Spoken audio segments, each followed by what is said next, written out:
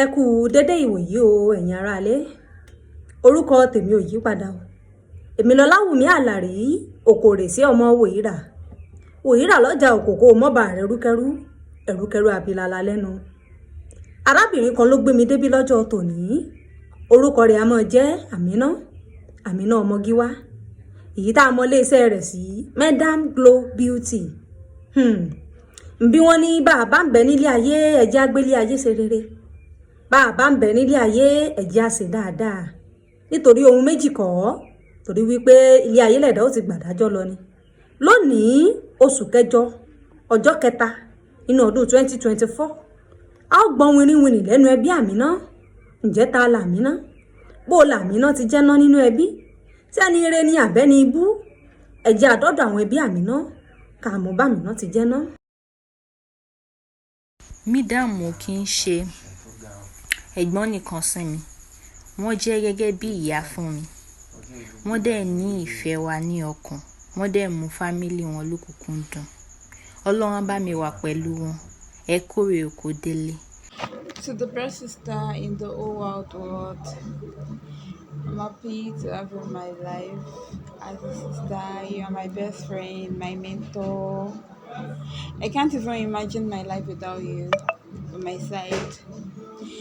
Mo fẹ́ sọ yìí dúpẹ́ lọ́wọ́ yín àwọn nǹkan ribiribi tẹ́ ti ṣe. Ẹ jẹ́ nìkan tó láàánú. You are a good leader and you are a good sister at the same time. Mídàmù jẹ́ èèyàn kan tó jẹ́ pé ó nàánú gan, so mo dúpẹ́ lọ́wọ́ gbogbo nǹkan tí wọ́n ń ṣe fún mi lọ́tùn lósì, jẹ́ pé wọn ò gbàgbé mi. Ìgbà mi tí n bá jókòó tí n bá kọ́ ní kí wọ́n lórí fún mi, Mídàmù lè send owó sí mi. Èèyàn dáadáa ṣáà ni Mídàmù ṣáà ní ọ̀rọ̀ kan. Mo ṣáà fi gbà yìí kí wọ́n pé wọ́n ṣe gan.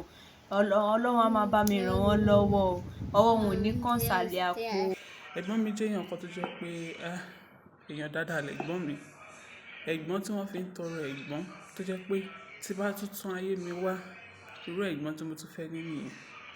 Ó jẹ́ ẹni tó máa ń bá yàn wọn kì í fìyàn lẹ́yìn ìgbà ṣòro, máa ń dúró tìyàn.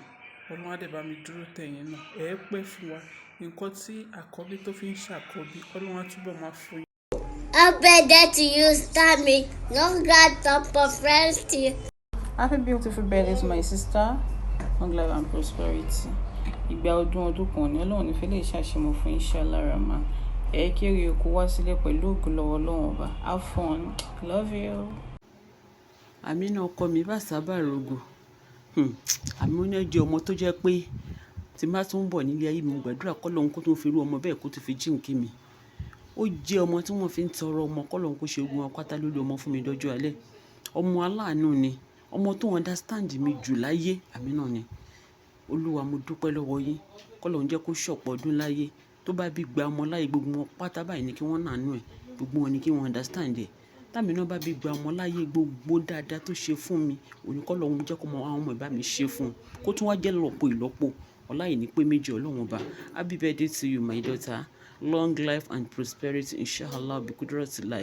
Àṣẹ ìṣàmọ̀dún ó ṣètọ́jú ìwà ṣe tèmi pẹ̀lú àìmọye ọmọ láwọ́. Ọlámọ inshallah la quwwata illa billahi al-azim. Àmín. Ọjọ́ ìbí ọjọ́ ńlá mà ní. Ọjọ́ ìbí ọjọ́ ńlá mà ní. Ẹni Ọlọ́run dá sí ó yẹ kó máa yọ̀. Ẹni ọdún bá láyé ó yẹ kó ṣọpẹ́. Ọ̀pọ̀ òjò ló rọ̀ tilẹ̀ ti fàmù. Ọlọ́jọ́ ìbí máa yọ̀. Ọmọ Gíwá ṣá máa yọ̀. Ọlọ́jọ́ bí òní Àmínà ọmọ Gíwá o. Mo kí ọkọ ọdún, mo sì kí ọkọ àṣeyẹ. Ọmọ bá àṣà bá roko. Ọmọ wọn nílẹ̀ tó kú mèrè kí ọjà. Èní òun lọ́jọ́ kẹta oṣù kẹjọ ọdún 2024. Èní ní sọjọ́ bí rẹ̀ lọ́lẹ̀ Elédùmarè. Ò ní fọdún eléyìí ṣàṣemọ́. Happy birthday to you. Long life and prosperity nínú owó. Lọ́lẹ̀ Elédùmarè ayọ̀ rẹ̀ títí ń dán kò ní dìbàjẹ́ lágbára Ọlọ́run ọba. Ọpẹ́ ló yẹ kó dúró. Ọpẹ́ ló yẹ kó dúró. Ọpẹ́ ló yẹ kó dúró.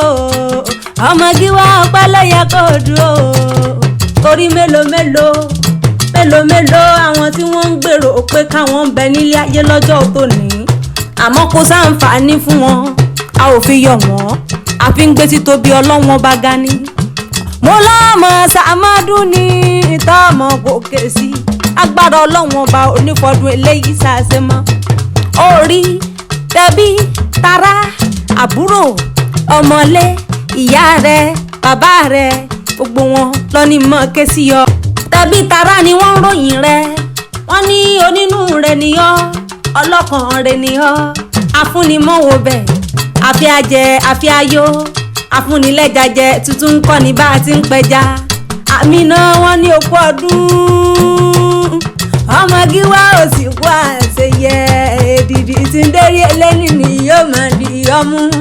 wọ́n ní oníròǹgbé sọnù bí ó ṣe bí ọmọ ìlà ìyọba mi aláwùrà bí kò níjọ ọ̀sùnkún ayọ̀ rẹ títí ń dán onídìbàjẹ́ àmì náà ọmọ gíwá o ọmọdé tàgbà ni wọ́n ròyìn rẹ bí wọ́n ṣe wọ́n ròyìn rẹ ẹni rẹ ni ọ́ onínúure ọlọ́kàn rẹ má ṣe gbàgbé Ọláwùmí má ṣe gbàgbé Òkòrè ṣe o mo ló mọ sọdún ayọ̀ o nífọdún eléyìí ṣàṣẹ mọ́ ọmọ gíwá o wá rí ìyá rẹ onínúure òun ló ní mọ̀ ṣerú eléyìí fún ọ abiyamọ táwọn mọ̀ pé tí ó máa jẹ́ oníyàmínà igi lẹ́yìn ọgbà mi ni lọ́lẹ̀ Elédùmarè ọbẹ̀ Elédùmarè mọ́jọ́ ṣubú ìyá rẹ ní òní ṣubú olóòní wálẹ̀ láéláé ó ní òkè òkè lẹ́yìn fọ́hùn òkè òkè lọ́lá rẹ ó mọ̀ lọ lílà ìyọba mi aláwùrà àbí oníjọ́ sunkún àmínà ọmọ gíwá mọ́ ló kú ọdún òsì wá àṣeyẹ ó wá rí ọlárẹ̀wájú ni ọ́ ọlá rẹ títí ń rẹwájú kò ní dọ́là rẹ̀yìn láéláé ẹni iwájú ni ọ́ olórí ni ọ́ ọlẹ́ Elédùmarè onídìrú láéláé ó wá rí onítàjò gbé ó kórè òkò délé ọlẹ́ Elédùmarè òkè òkè lẹ́yẹ ń fọ̀hún òkè òkè lọ́lá rẹ̀ ó mọ́ lọ yeye Ádámù ooo. Madam Glow Beauty ìsáni mò ń ké sí lọ́wọ́lọ́wọ́ ìlà ìyọba mi aláwùrà bí òní fi kú tó yáwọ́ pa ọ́ lọ́lẹ̀ Elédùmarè òní dẹni agbègbè bíi ti ọ̀gẹ̀dẹ̀ lágbára Ọlọ́run Ọba òní fojú sunkún ọmọ inú ọmọ òní jó ọ lọ́lẹ̀ Elédùmarè ẹwà rẹ títí ń dán ọmọ aráyé onísọdíbàjẹ́ àmínà okú oríire ó sì wá àṣeyẹ àmínà okú oríire okú oríire ogún oríire ó sì wá àṣeyẹ lọ́lẹ̀ Elédùmarè ó mọ̀ bá wọn ṣàmọ́dún.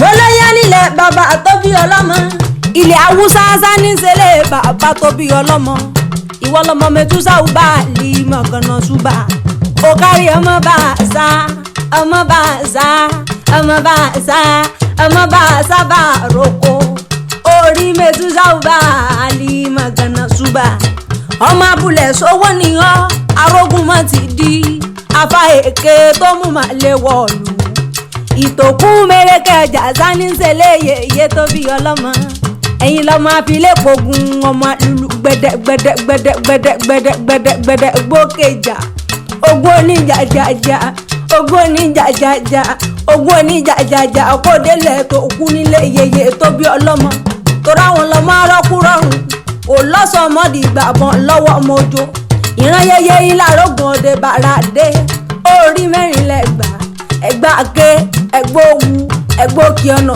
títí tó fi dágúra ọmọ gíwá mẹ́bí wá sani mò ń ké sí lọ́wọ́lọ́wọ́ ọlẹ́ Elédùmarè onífọdún eléyìí ṣàṣemọ́ inú rẹ̀ ọmọdún kalẹ́ ni mo ló ní fojú sunkún ọmọ ọlẹ́ Elédùmarè ìwọ náà ò ní dẹni agbègbè bíi ti ọ̀gẹ̀dẹ̀ òkè òkè lẹ́yẹ ń fọ̀hún òkè òkè lọ́mọ lọ ọmọ gíwá mo ti sọdún eléyìí ó máa ṣe tẹ̀mí ni ọlẹ́ Elédùmarè ò ní sunkún nílé ayé gbogbo ohun tí ń dán nílé ayé rẹ ọba mi òkè onífọwọ́ bàjẹ́ kan ọmọ gíwá happy birthday to you o.